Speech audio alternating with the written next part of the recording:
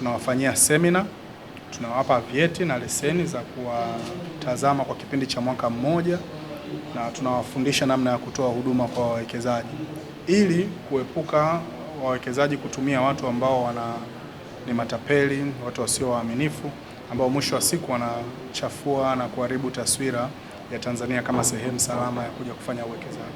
Kuliko kuwaepuka na kuwaacha, bora kuwaleta kwenye wigo ambao tunaweza tukawa regulate, tukawa control, tukawaelimisha na kuwasaidia katika utendaji wao wa kazi na kuhakikisha kwamba tunasogeza gurudumu la maendeleo ya uwekezaji nchini. Lakini tunawaona pia kama nyenzo muhimu sana ya kuwaelimisha Watanzania, kwa sababu 100% ya watoa huduma hawa ni Watanzania.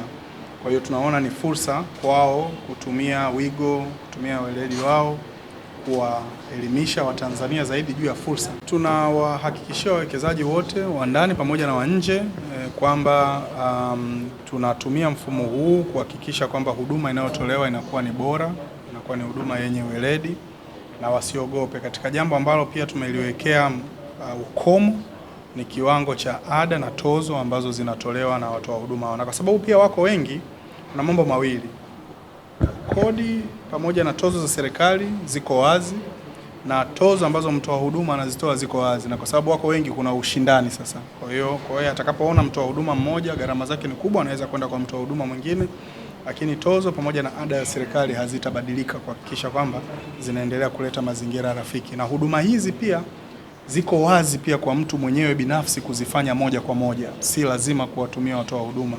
Tumetoa huduma hii ili wale ambao wanataka kuwatumia watoa huduma wawe na uhuru kuwatumia watoa huduma ambao wana weledi, lakini tunatumia njia za mtandao.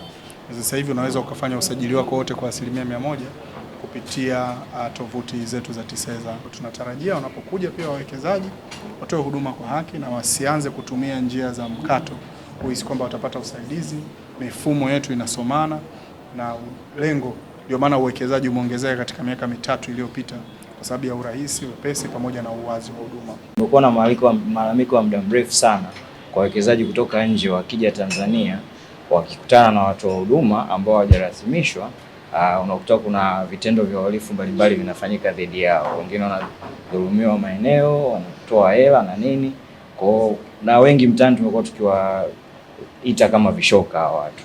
Kwa sababu hii kubwa, ndio maana TISEZA ambayo ni mamlaka ambayo inahusika na uwekezaji ikaona kuna lengo kubwa sana la kuchukua hatua ya kuwarasimisha na kuwaidhinisha baadhi ya watu wa huduma ili waweze kuwapendekeza kwa wageni wanaokuja kuwekeza. Nchi yetu sasa hivi ni kitovu au inaongoza katika nchi bora ya Tanzania, katika nchi 5 Afrika inaongoza katika kupokea wawekezaji. Kwa hiyo ni muhimu unapokuwa na utaratibu wa kuwa na watu wa huduma, ni lazima kuwe na vile na kuwapitishe katika zile kanuni, taratibu na sheria mbalimbali ambazo zinawaongoza wao katika namna wanavyofanya mapokezi ya wawekezaji.